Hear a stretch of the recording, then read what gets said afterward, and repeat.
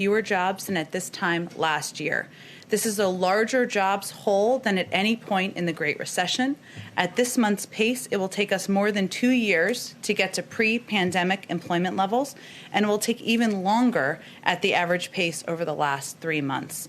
This is unacceptable, and it's unacceptable when 4 million Americans have been unemployed for more than 6 months, or when unemployment is at 9.9% for African Americans and 8.5% for Hispanics. Congress must pass the American Rescue Plan now so we can get Americans back to work and so we can get relief to the millions of people who are struggling.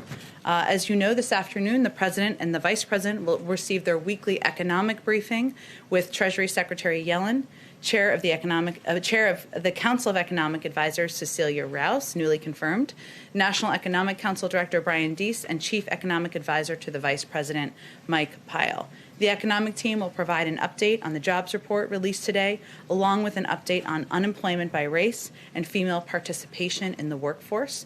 Afterward, the President will participate in a roundtable with individuals who will benefit from receiving relief checks thanks to the American Rescue Plan. As you may have also seen yesterday, or may not have, there's a lot going on, so that's why I wanted to shout this out. Senior White House officials hosted a virtual listening session with Asian American and Pacific Islander advocates and community leaders from across the country to discuss the increasing rates of anti-Asian harassment and violence. The President is committed to ending anti-Asian violence and bias, and he has made clear that it is the policy of this administration to condemn and combat xenophobia against Asian Americans wherever it exists. In a Week 1 presidential memorandum, President Biden charged the Department of Justice with partnering with Asian American communities to prevent and better collect data on hate crimes against Asian American communities. Last but certainly not least, we have a week ahead. On Monday, the President will sign 2 executive orders to advance gender equity and opportunity for women. He will also visit a Veterans Vaccination Center with Secretary of Veterans Affairs Dennis McDonough. On Tuesday, he will visit a small business that has benefited from a Paycheck Protection Program loan. On Wednesday, the President will travel to Baltimore, Maryland for an event with the CEOs of Johnson & Johnson and Merck at Emergent Biosolutions. And on Thursday, the President will deliver remarks on the anniversary of the COVID-19 shutdown. With that, Alex, why don't you kick us off? Thanks. So we're 45 days into the Biden presidency, and he has yet to hold a presser. At this point in past presidencies, every president, from Reagan had addressed reporters, some of them multiple times. So why the delay, and when can we expect the president to hold a press conference? Well, first, as all of you know, the President takes questions several times a week. He took questions actually twice yesterday, which is an opportunity for the people covering the White House to ask him about whatever news is happening on any given day. We look forward to holding a full press conference in the coming weeks before the end of the month, and we're working on setting a final date for that, and as soon as we do, we will let you all know. But this President came in during a historic crisis, 2 historic crises, a pandemic like the country had not seen in decades and decades, and an economic downturn that left 10 million people out of work. So I think the American people would certainly understand if his focus and his energy and his attention has been on ensuring we secure enough vaccines to vaccinate all Americans, which we will do by the end of May, and then pushing for a rescue plan that will provide direct checks to almost 160 million Americans. That's where his time, energy, his focus has been. But in the meantime, he takes questions multiple times a week and looks forward to continuing to do that. And as soon as we have a press conference set, we'll let you know. Sure. Those sprays, though, are not an ideal forum for us to be asking questions. He can't hear us half the time. We get maybe 2 questions and then we're shuffled out. So why hasn't he answered questions from the press at this point? Is it just that he's too busy? I think he's answered questions, I believe the count is almost 40 times. So, and I would say that his focus, again, is on getting recovery and relief to the American people. And he looks forward to continuing to engage with all of you and to other members of the media who aren't here today. And we'll look forward to letting you know as soon as that press conference is set. And then on the AUMF, can you talk a little bit about how the president sees, I wanted to quote you talked about the establishing a new, quote, narrow and specific framework for a new AUMF. How does he see those contours, and what's his response to somebody like Tim Kaine, who said that the president should have to consult Congress on something like the strike in Syria last week? Well, let me take there's a couple questions in there, so let me see if I can address them all. First, we did consult and notify the Gang of Eight, which is a very appropriate approach, as well as, which of course represents many committee heads and leaders.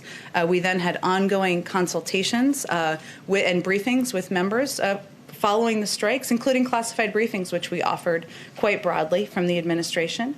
We are quite confident because we had a full legal review and process in both our domestic and legal and international authorities in conducting those strikes. And the president has been obviously a close ally and partner with Senator Kaine on a number of initiatives in the past. He agrees that the AUMF is 20 years, has been around for 20 years, and it's long overdue for it to be updated.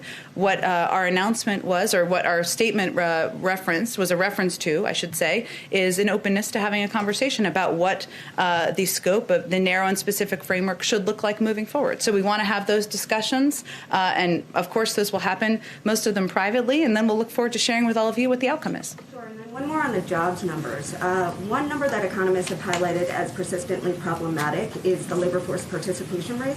It remains low, sort of consistently. What is the administration's plan in dealing with that and getting more people looking for jobs going forward? Well, you're absolutely right, and Jerome Powell actually spoke to this, just for others' reference, which I'm sure you're tracking. But and the concern that the labor force participation rate may mean that the unemployment rate may not accurately depict the number of people who are out of work, and obviously the 9.9% unemployment rate for African Americans is a good example of a reflection of that.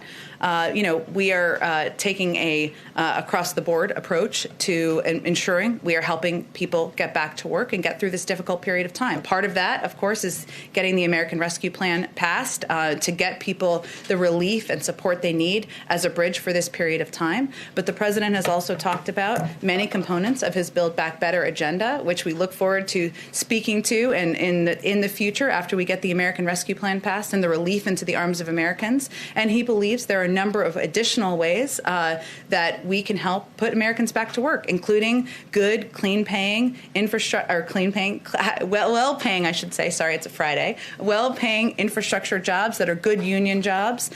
He believes there are many industries of the future that can help put more people back to work. But I will note one interesting and actually very troubling statistic. Per our economic team, I'm not an economist, as you all know, but this is their analysis, is that more than 69,000 educators were laid off. And so certainly part of our objective, too, here with pushing for the American Rescue Plan is also getting relief out to schools who want to reopen and bringing teachers back, ensuring that teachers can be employed for the long term and can ensure there are smaller class sizes is also part of what that package will help address. Go ahead. Thanks, Jen. Does the president have any thoughts on the filibuster, the so-called filibuster, especially now that some more moderate Democrats are now saying that they would like to see some filibuster reform? His view and his position hasn't changed. Even though some people say that that could affect your agenda, that you couldn't get some of those bigger bills through?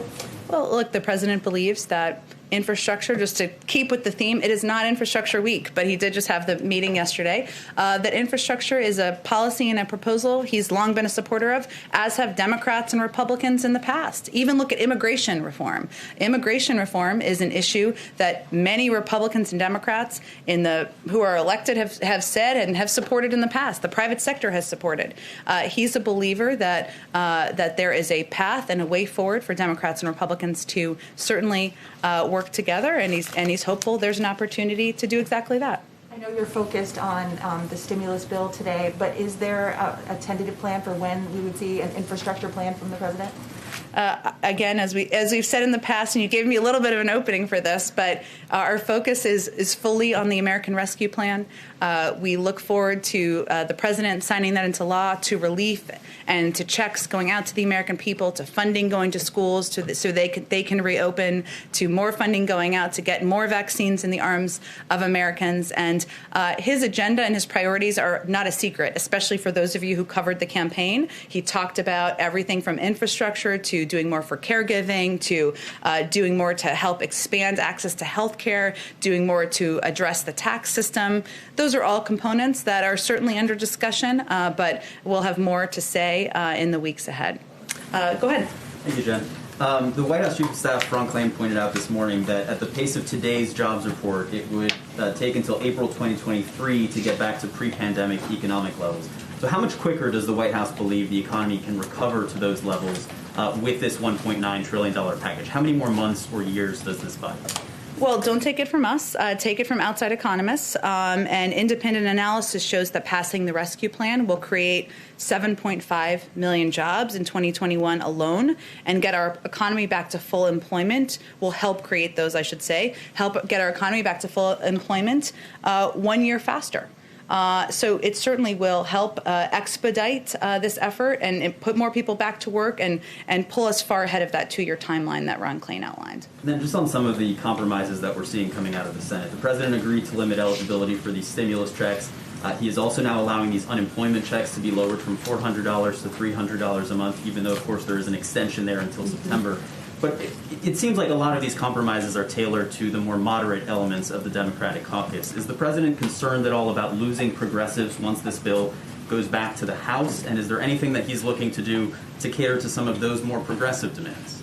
Well, this is an incredibly progressive bill, and I'm happy to outline some specifics on that since you gave me the opportunity. But one additional piece just on the UI compromise, as you mentioned, by eliminating the first $10,200 of UI benefits from taxation for 2020, combined with, of course, the extension through September, this amendment would provide more relief to the unemployed than the current legislation. It's different person to person, of course, but on average, it would provide more relief. So that sounds pretty progressive to me. But you gave me the opportunity, so I just want to highlight a few of the things. And these are examples of why I think this is a package, or we think this is a package that is incredibly appealing to many progressives in the country, and certainly should be to all progressives in the Congress.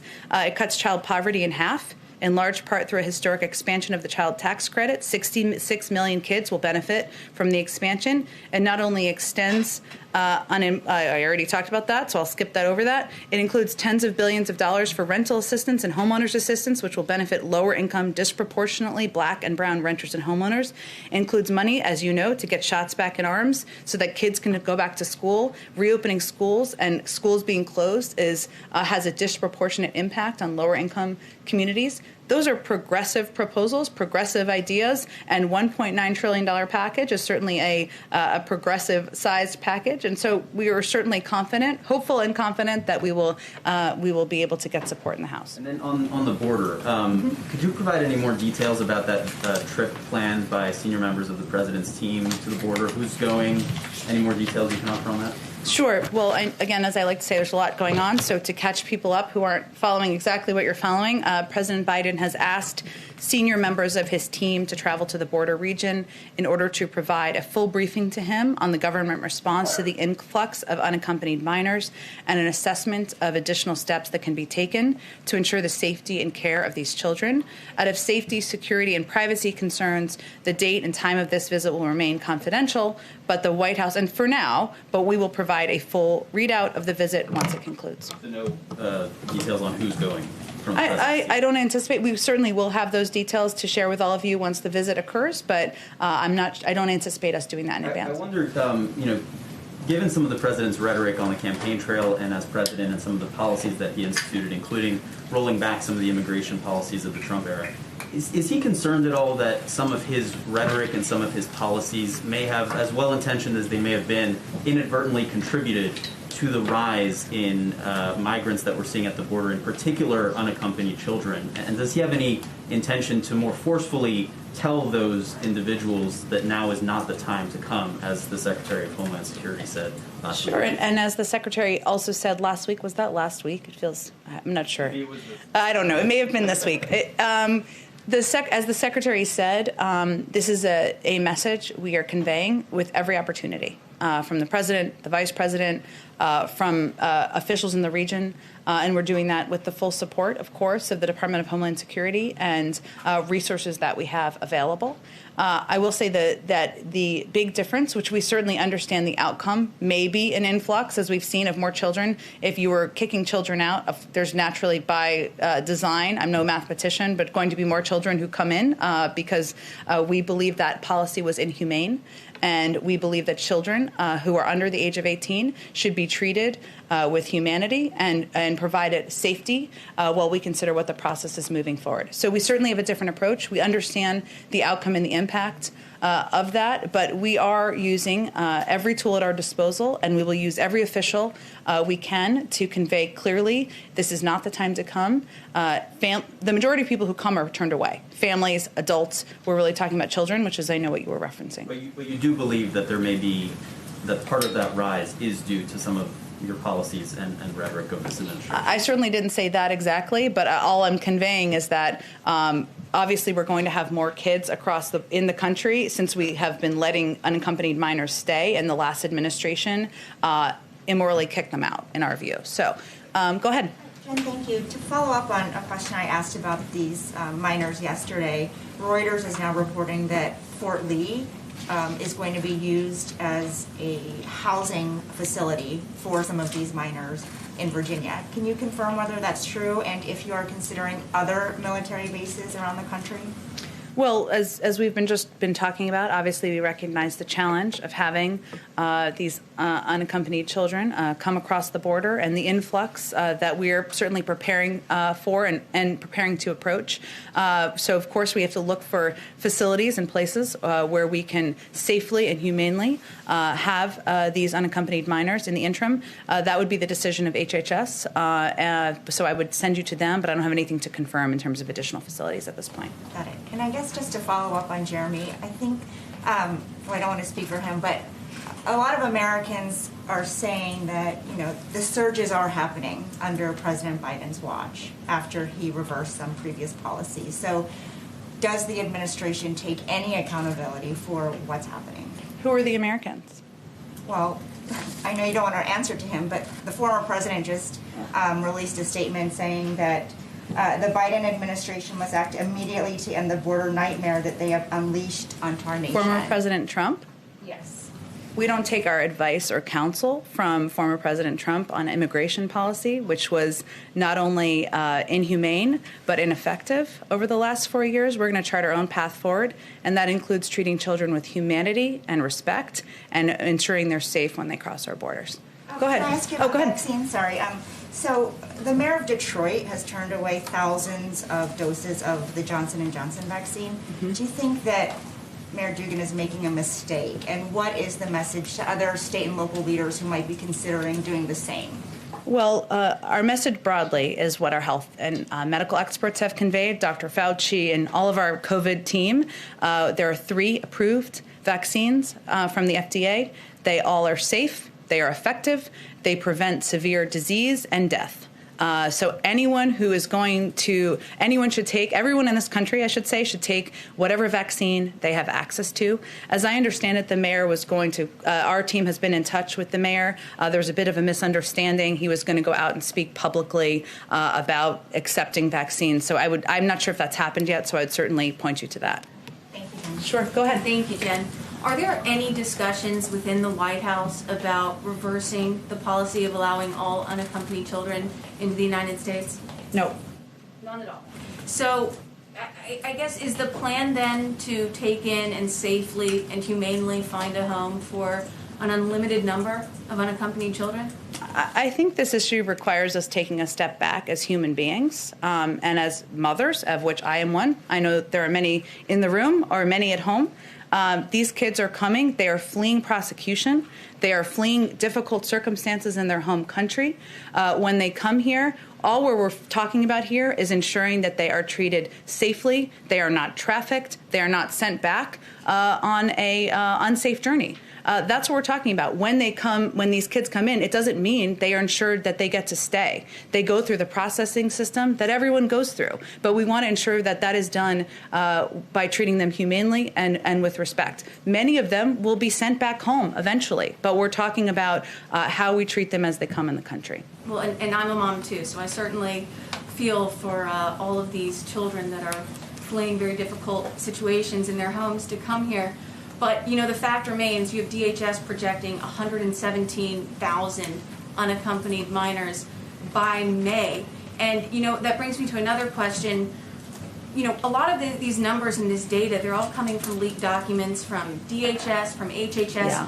Why doesn't the White House just release these numbers? I mean, don't the American people deserve to get the data straight from you and straight from the White House? Data of projected numbers in internal documents for policy discussions? Data about how many unaccompanied children and migrants are crossing the border on a daily basis. I understand eventually it's made public, but why not right now? It is made public by the Department of Homeland Security and the officials who oversee the entire process. It is made public, but we don't, as a policy, make public or confirm private decks and policy documents, as no administration would. So can you confirm how many illegal border crossings there are on average every day right now? I would send you to the Department of Homeland Security and CBP, who of course would be overseeing that process. Okay, and one more question on immigration. House Minority Leader Kevin McCarthy, he's requesting a meeting with President Biden about this issue. He's also asking President Biden to acknowledge the crisis. Will President Biden take that meeting, and I'll ask it again, will he acknowledge that there's a crisis? Well, first, the president and this administration's focus is on digging out of the dismantled and inhumane immigration approach of the last administration. And that's why the president has proposed an immigration bill that would not only address the root causes that Leader McCarthy referenced in his letter, but would move beyond the policy of funding ineffective border walls by investing in smart security at ports of entry, and would also create a pathway to citizenship. And we would welcome the openness or desire to engage on that from the leader or any Democrat or Republican who wants to have a conversation about a constructive path forward.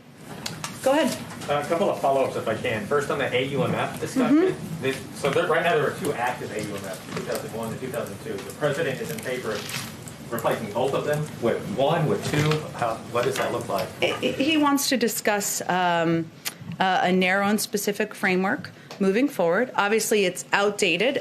Those are 19 and 18 years old, and that's the discussion he hopes to have in partnership and with the leadership of Senator Kaine, and determine what the approach and framework should be as we look ahead. Would that then, in moving forward, looking at the sort of the Syria airstrike, for instance, would he have to go to Congress moving forward if he wanted to order another military engagement like that? Well, and that the Syria airstrikes were, of course, and we had a whole legal process and review, and we're confident in the legal authorities for that strike, and they were the self-defense of U.S. military personnel who were threatened overseas.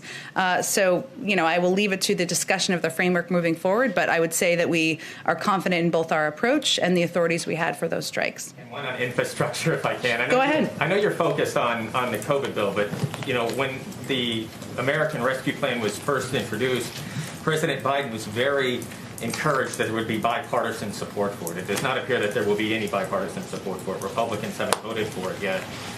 What is the level of confidence then on the next big legislative agenda item like infrastructure? But were there lessons learned and sort of the engagement or the reach out? I'm just sort of curious what that would look like. Well, first, bipartisanship is not determined by a single zip code in Washington, D.C. It's about where the American people sit and stand. And the vast majority of the American people support the American Rescue Plan, including Republicans. And so I think really the question is, why are Republicans in Congress who aren't supporting this package outliers in where the American public is in moving this forward? And on infrastructure, I don't have this in front of me, but I'm sure you all have lots of research assistants who can look at who has supported infrastructure in the past. And many have spoken to their support for infrastructure packages. Many have, Republicans, of course, and Democrats. Many have discussed it with the president. And so we're certainly hopeful and confident that repairing roads, rails, and bridges, doing better by our caregivers, taking reforming our outdated tax system, our steps, and anything else that was in the Build Back Better agenda. A lot of those pieces are pieces there's been bipartisan support for in the past. Go ahead, Frances. I think we would all love research assistants, by the way. Well, some of you do. You can steal them from other outlets. It could be like a sharing of resources. Indeed, but I did want to circle back to the top. You mentioned that the president next week will sign a series of gender equity or gender equality executive orders. If you could say a little bit more at this time about those. And relatedly, in the stimulus package, he proposed 14 weeks of paid family leave, but that was temporary, would expire in September. So is that something that he would like to see Congress tackle legislatively? Sure. On the first, I will preview for you. We will have a special guest or two here on Monday to talk about these executive orders, and I expect we'll have a briefing call this weekend, so I'm not going to get ahead of it beyond that, but we're looking forward to talking more about it. And on the second one, say that one more time. So in the relief package, he proposed at least 14 weeks of paid leave. Yes. But that was temporary. It would expire in September. So what I'm asking is that something he would like to see Congress make permanent and address in future legislation? Well, we have, of course, this is just the beginning of our administration. He's talked in the past about his commitment to paid leave and feels it's an important component of ensuring there is a diverse workforce, a workforce that has gender equity and racial equity, and it's an important component of that.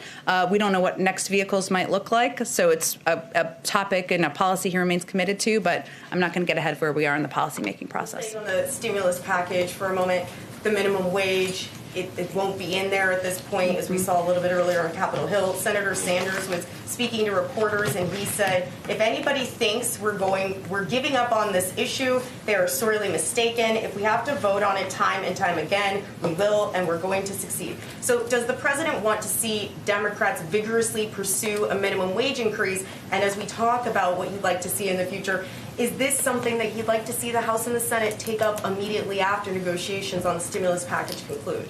Well, first, we agree with Senator Sanders, and the president is going to be standing right alongside him, fighting for an increase in the minimum wage to $15 an hour, because men and women who are working hard to make ends meet shouldn't be living at the poverty level. And he will use his political capital to get that done.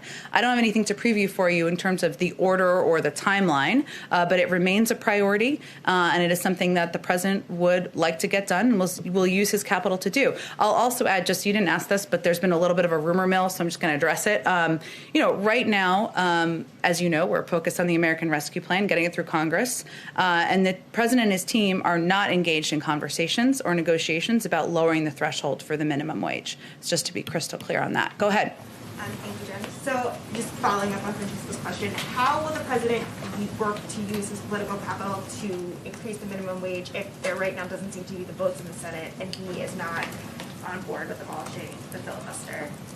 Well, look, he has an ambitious agenda moving forward that includes a number of proposals that there's bipartisan support for, and he's going to work with Democrats and Republicans who are open to it to discussing how we move forward. But I don't have anything to preview for you about the legislative strategy for an initiative that is after the American Rescue Plan. Can I just ask one more question for another reporter? Go ahead. Who might be here? What advice is the president receiving by his COVID team in regards to ongoing travel bans, and when would the president like to see them lifted? He relies on the advice and decision-making of his health and medical team and experts, including the CDC. So he'll wait for them to make any decision about future lifting of those guidelines. Go ahead, Trevor. Just a couple on technology. You had a statement out from Jake Sullivan last night on the Microsoft-related breach. I'm just curious if that affected any government computers, departments, agencies, and any more color detail around that. Sure. This isn't, and for anyone who didn't see National Security Advisor Jake Sullivan's tweet last night, he spoke to the Microsoft breach that's been reported. But this is a significant vulnerability that could have far-reaching impacts. First and foremost, this is an active threat. And as the National Security Advisor tweeted last night, everyone running these servers, government, private sector, academia, needs to act now to patch them. We are concerned that there are a large number of victims and are working with our partners to understand the scope of this. So it's an ongoing process, Trevor, I would say. Network owners also need to consider whether they have already been compromised and should immediately take appropriate steps. The Cybersecurity and Infrastructure Security Agency issued an emergency directive to agencies, and we're now looking closely at the next steps we need to take. It's still developing. We urge network operators to take it very seriously, but I don't have any other readouts beyond that. Okay, and just as far as any color around whether the government itself was impacted by this? I think I conveyed there clearly that what he was, what National Security Advisor Jake Sullivan has conveyed and why he put this message out publicly was that this is an ongoing threat, and he was encouraging patches to be done across, as he said, government, private sector, academia, and we're still looking closely at what happened and the next steps that need to be taken. Okay, and then I just wanted to ask about Tim Wu, Sure. Who you announced hiring today. He has very publicly advocated for breaking up big tech companies like Facebook. Those are the kinds of issues he's going to be advising President Biden on. Is that now White House policy? What is he going to be doing with regard to the FTC and the DOJ and what they're already doing on those big tech companies? Well, first, it's been reported, but Tim Wu will serve at the NEC as the Special Assistant to the President for Technology and Competition Policy. He was recently a professor at Columbia University Law School. He previously served as Senior Enforcement Counsel to the New York Attorney General and as a Senior Advisor at the FTC. He brings, as you noted, in some way, different words, but a wealth of knowledge and experience about technology and competition policy that will help ensure President Biden's economic agenda supports working families, strengthens the middle class, and protects consumers. You know, the president has been clear on the campaign, probably more recently, that he stands up to the abuse of power, and that includes the abuse of power from big technology companies and their executives. And Tim will help advance the president's agenda, which includes addressing the economic and social challenges posed by the growing power of tech platforms, promoting competition and addressing monopoly and market power issues, expanding access to broadband for low-income and rural communities across the country. But his hiring is a reflection of the value of his expertise.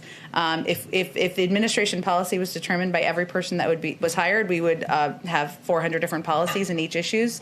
You know, the president welcomes expertise, he welcomes experience, and Tim Wu certainly brings that in droves. Okay, because Biden has never publicly talked about breaking up big tech companies. So I just wanted to clarify: is that the policy of this White House? We don't have new policy to announce here, Trevor, just that the president believes, as he's talked about before, that it's important to promote competition and address monopoly and market power issues. But we don't have new policy to announce. We're 6 weeks into an administration, but certainly we welcome the expertise of individuals like Tim Wu.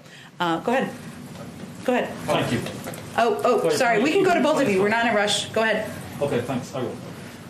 Given the many questions about the transparency of the World Health Organization's COVID investigation in Wuhan,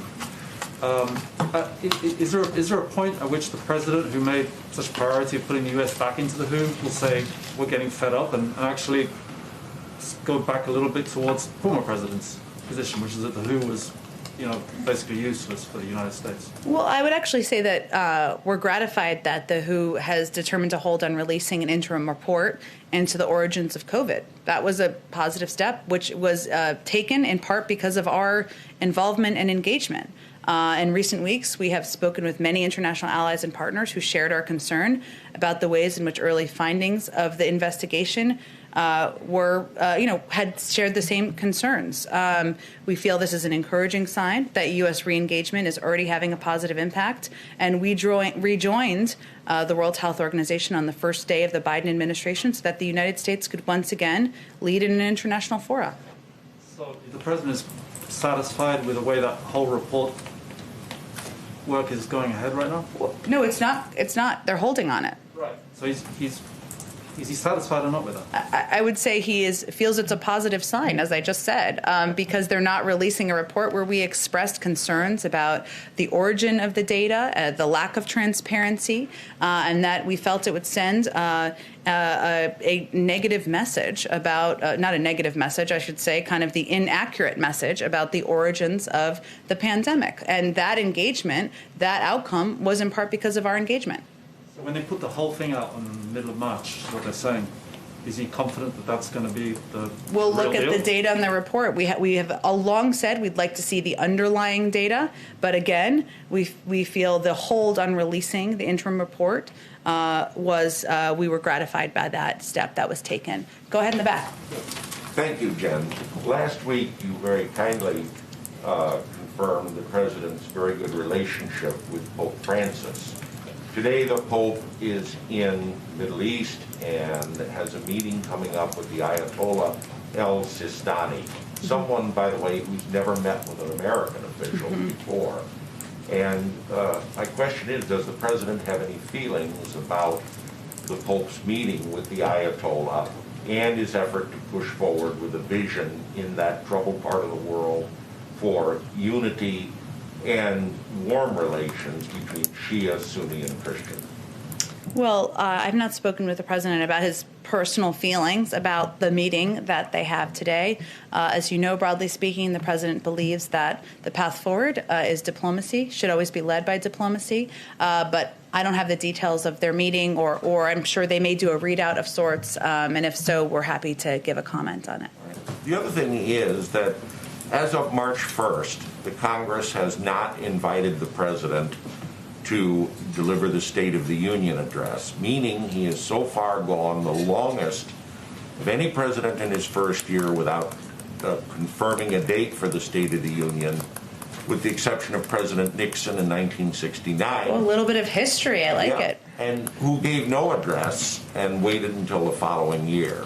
Is he going to follow that example, or should we expect an invitation soon on the State of the Well, Union? first, for clarity purposes, and I know this wasn't your intention, but it's not a snubbing happening here. We are in the middle of a global pandemic, and of course, any joint session speech would look different than the past. We certainly intend on the President delivering a joint session not a State of the Union in the first year that they are in office. But we don't have a date for that or a timeline at this point in time, and we've been engaged closely with leaders in Congress about determining that. Okay. Do we expect an announcement soon on that, or? We'll see. We're in discussions. We're working with them, and as soon as it's finalized, we're happy to share that with all of you. One final question.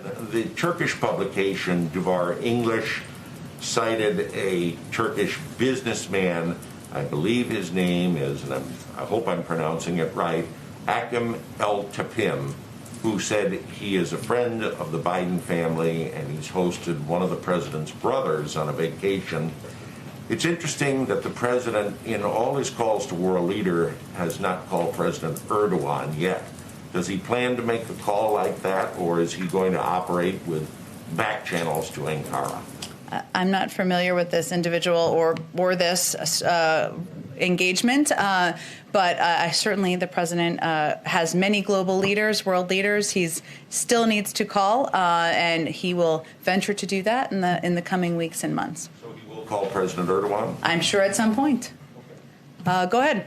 Yeah. John, the House has sent the LGBTQ Equality Act to the Senate, where it'll be one of several bills that faces an uncertain future. Will the President reach out to lawmakers on the Equality Act?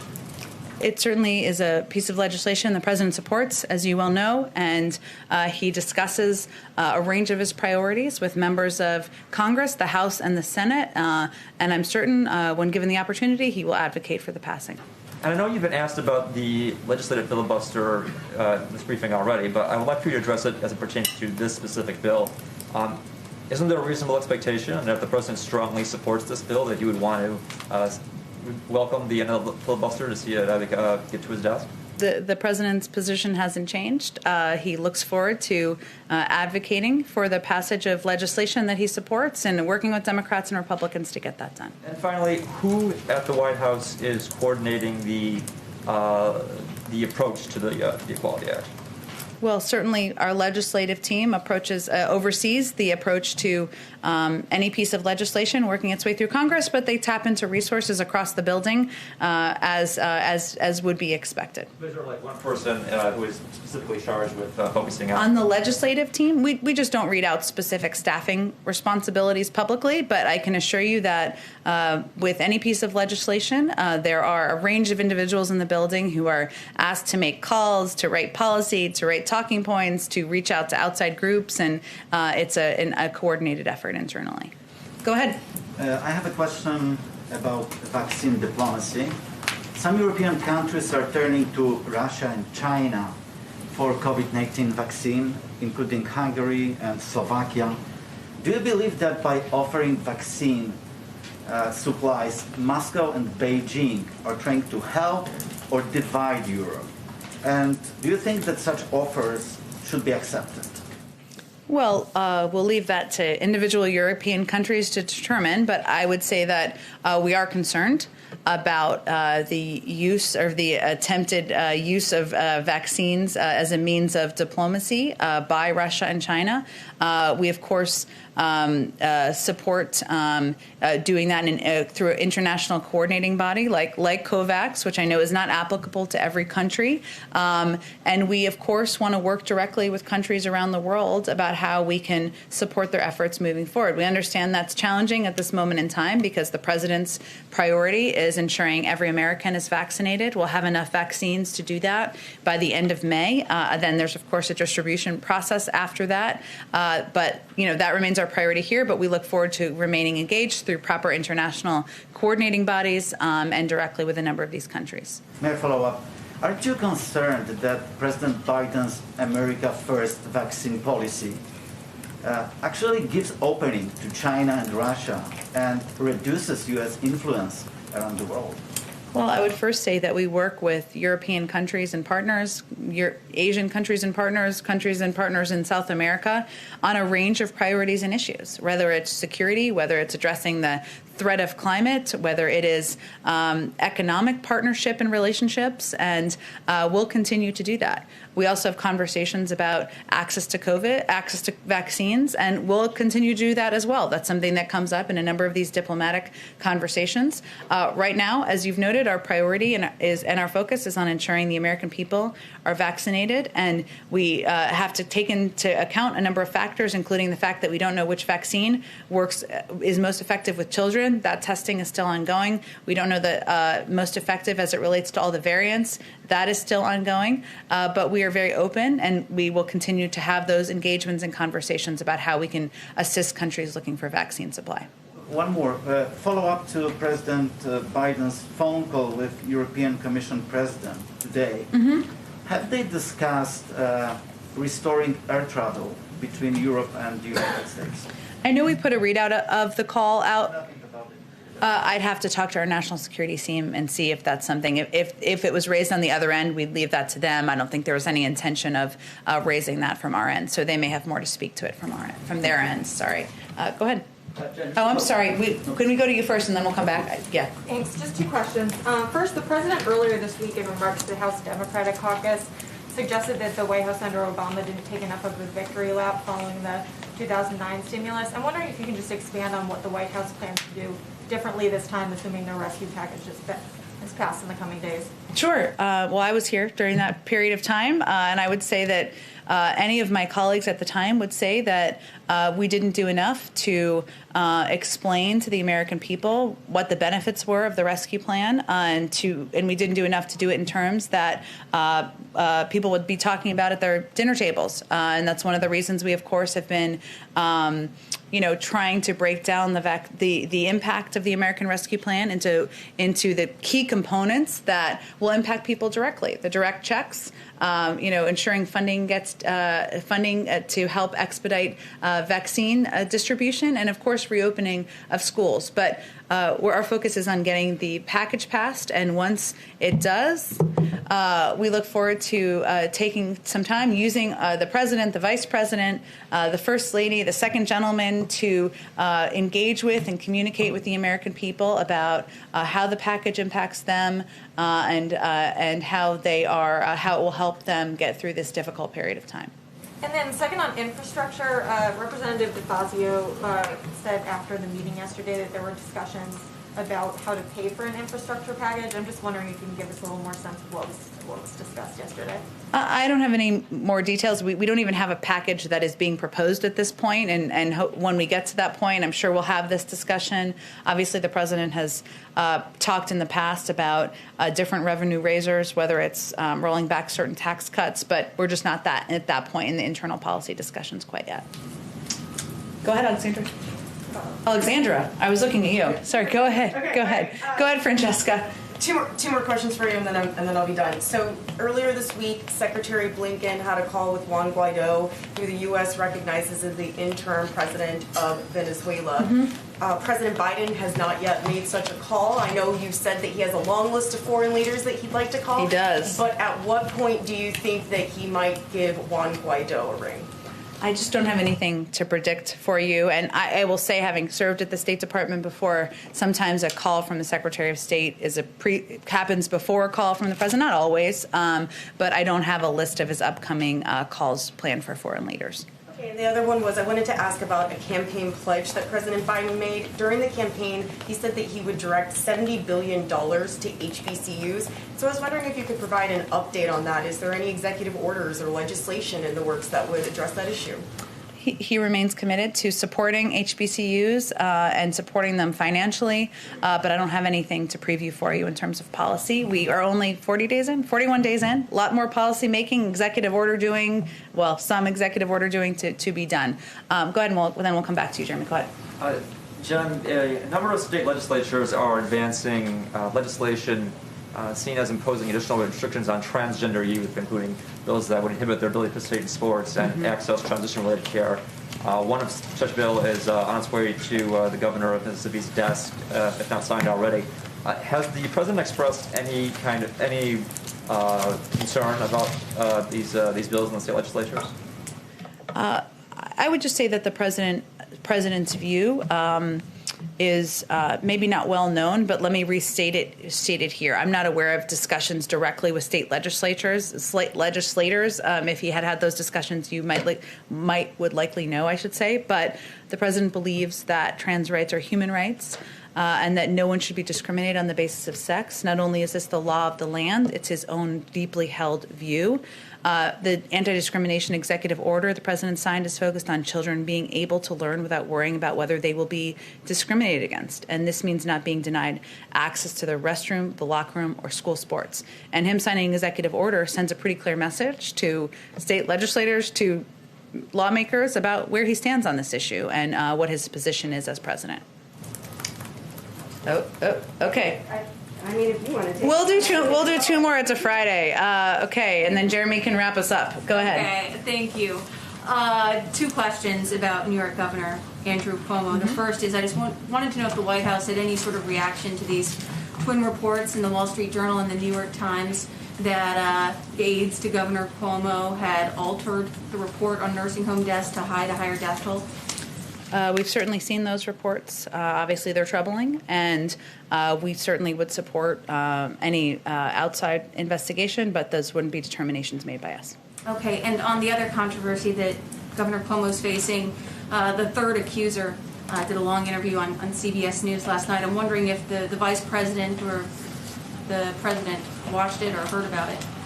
I'm not aware of them watching it. They obviously both have a full schedule we keep them to. Of course, as I've noted in here before, but I welcome the opportunity to repeat. Well, so I guess my question is, in 2017, when then Senator Kamala Harris was calling on Senator Al Franken to resign for similar issues, she tweeted, and I quote, "Sexual harassment and misconduct should not be allowed by anyone and should not occur anywhere." So, what does it say to women like Charlotte Bennett when the Vice President of the United States will comment about that, but won't say the same thing about these allegations against Governor Cuomo? Well, I think the Vice President's view is that she believes all women should be treated with respect. Their voices should be heard. They should tell their story. There's an independent investigation that is happening now, being overseen by the New York Attorney General, and she certainly supports that. And hopefully all of the individuals who have come out should see that as her point of view, and one that I'm happy to reiterate on her behalf. But so why won't she say that?